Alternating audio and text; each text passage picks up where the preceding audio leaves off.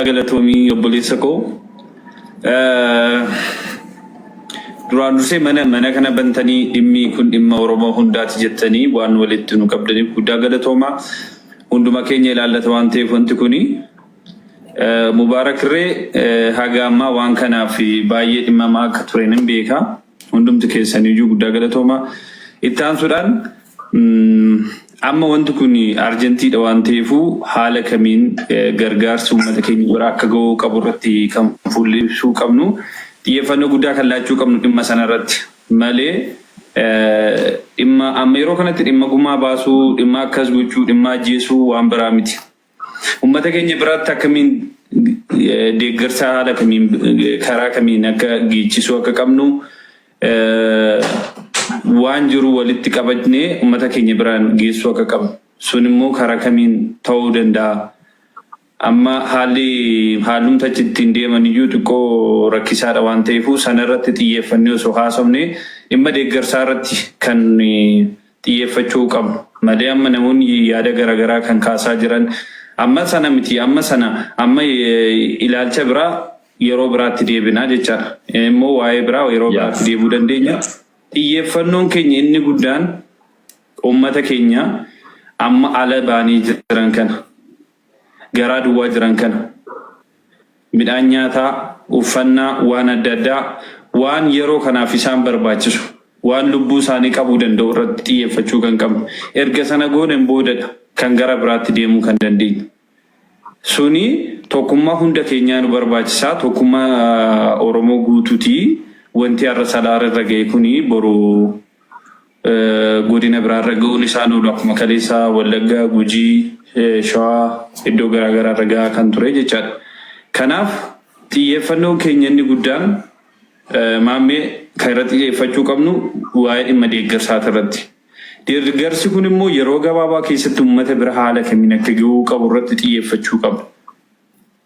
Akkuma argaa jirtan haala uummanni kun ittiin amma keessa jiru wantuma viidiyoodhaan argaa turreedha.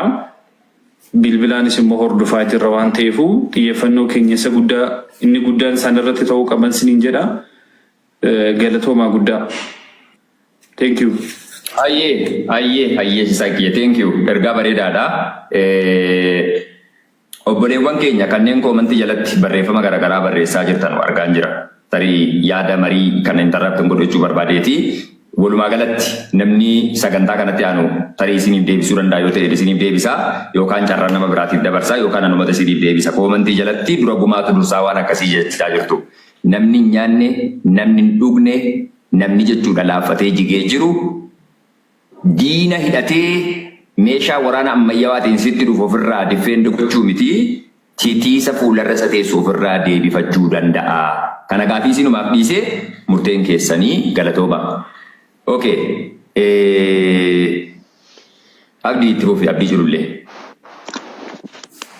Okay, maamme galatoomi anillee komantii argaa ture jechuudha. Ijoollee keenya hawaasni keenya waan namni inni beeku qabu. Haadholeen teenya akkasitti boo'anii iyyaa jiran suni nama lubbuun hafe kana nu baraara. Amma isaa kanatti gaara keessa jirra waan nyaannu hin qabnu.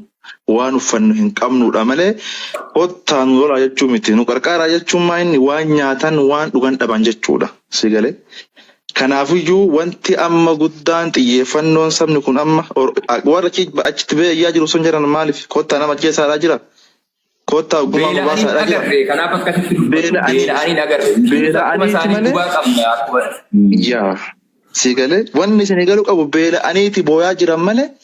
Kotta gumaa nu baasa yookaan kotta nu ajjeesaa kotta hojii lollachaa jiru rakkabaa jechuun waan nyaannu barka du'e sun du'e jira ka du'e barbaafate jira nagaan ciisu jira garuu warra hafe kanatu iyyuu gubataa jira gaara keessa jirra kun agartan yeroo meeshaa isaaniidhaan diishqaa minaamina waan dhugaan gargaraa irratti bu'e walitti qabanii fidanii kun viidiyoo agarsiisan jechuudha bakka takkatti gaara keessaa walitti qabamanii jiran kanaafuu. San jechuun maal nuti qe'ee keenyarraa buqqaane manniin keenya gubate waa hunda wanti sila nuti qabnu hundi isaa dhumatee jira. Mee akkam taana yaa Oromoo? Sigale namni bar silaatuun kenna duudha. Nani bakka takka walitti qabamanii gargar baajanii bar du'uufi sigale. Kanaafuu jara san lubbuun baraaruun nama san dhaqqabu jechuun hanqina isaanirra magahe kanaan dhaqqabuudha. Kan ammoo Oromoon beekuu qaba.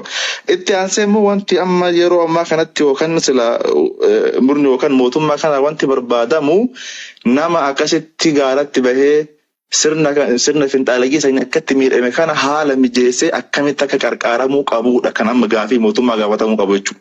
Kanuma wanni biraa hin jiru. Kaan immoo kan wanti biraa immoo adeemsa keessa rakkoofti. Garuu immoo warra amma hafan kana waan silaa isaan barbaachisan hin gahuun dirqama. Gaafiin kenna ammarraa eegalee namni agartee namni Oromoo iyyataa jiran kun qarqaarsi amma deemaa jiru kuni haala kamiin akka bira gahu mootummaan sa'aatii kamirraayyuu gaafii gaafatame karaa qulqulleessee jara bira gahudha.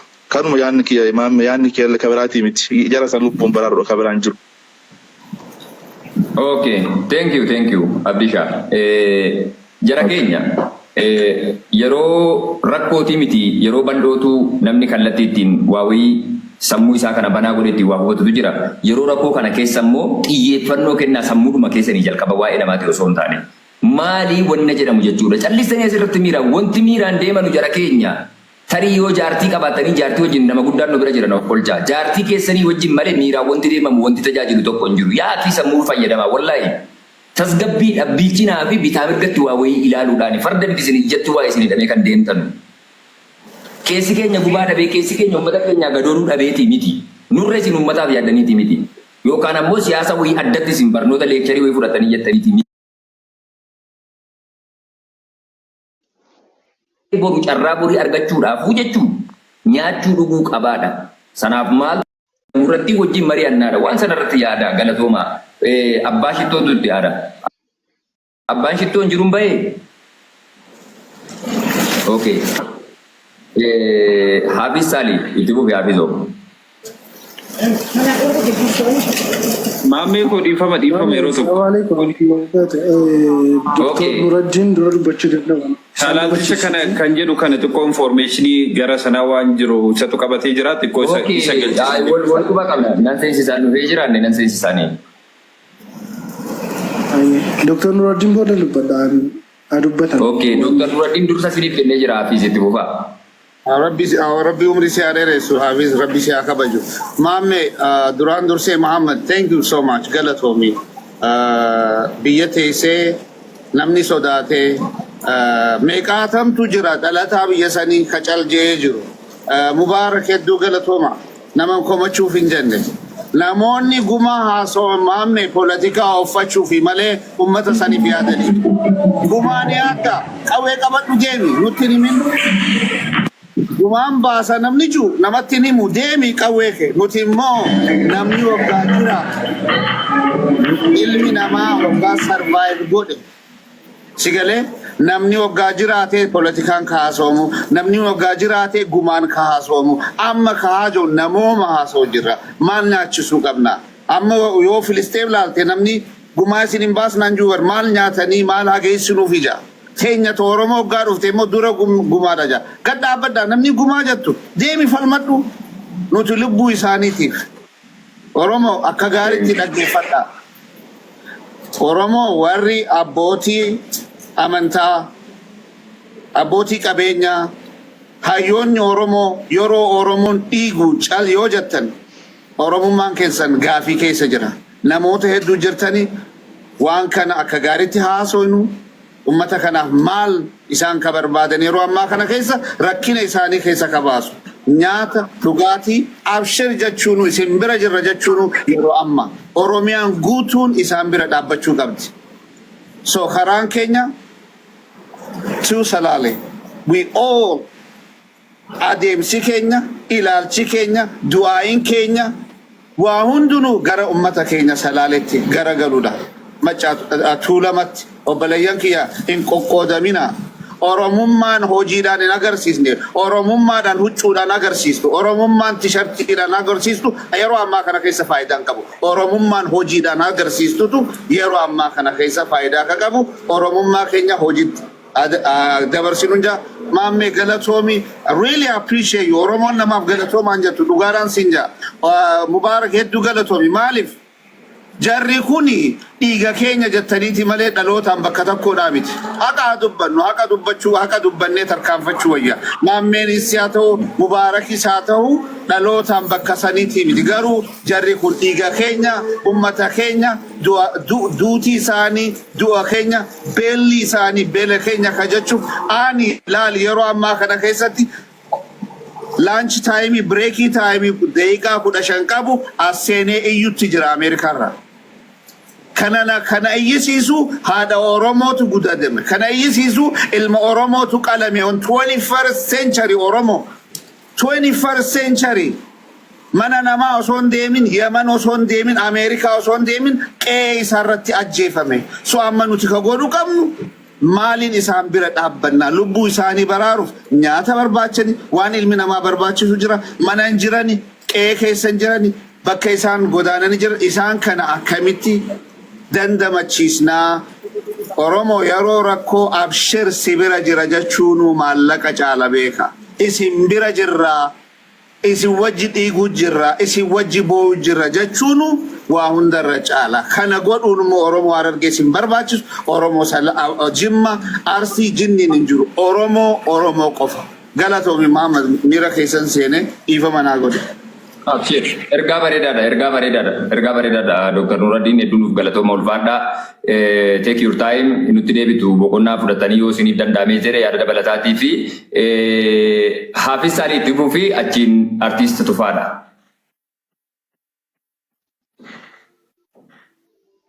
Hafiz. Aye, mamme ko galatoomi akkasumas yaani an qabu beekaan nama dura yoo dubbate wanni dubbatan jiru beekaan dubbii fixa. Wanni dubbatamu qabu atis dubbatte bulees keenya Mubaarakis dubbate gamanumaan mubee baga fayyitee gara biyya keetti nagaan deebite. Dr. Nuruddiinis dubbii jirtu dubbatan. Ummata keenyaa fi Rabbi haa tumsu Rabbi gaditti immoo ummanni Oromoo sa'aatii kana namni viidiyoo ummata salaalee ilaalee sa'aatii kana waa'ee gumaa dubbatu siyaasa dhuunfaa mataa isaa qaba inni. Yeroo kanatti waa'ee gumaa dhiisiitii ilmi namaa boo'ee imimmaan buusuuf enerjii qabaachuu isa barbaachisa. Imimmaanuma ofirraa buusuuf. Ummanni kun immoo viidiyoo kana deemaan waraabessan namni ilaalee ummata bishaan dhugaatii of biraa hin qabne ummata waan nyaatee gadi ciisu yookaan bakka gadi ciisu hin qabne irratti waa'ee qabsoo waa'ee gumaa waa'ee maarree asirratti inni dubbatamu mootummaa sana rabsuu abaa'oo caakkaatti rabsuu mootummaa inni keessatti rabsuun no kana miti kan sa'aatii kanatti ummata kana barbaachisu. Ummanni kun osoo saba biraa ta'ee osoo saba yartuu kaleessa nu nyaatte sana ta'ee har'a qeenca jaraa sangaan kuffifamee achi qalamee achi caffarama.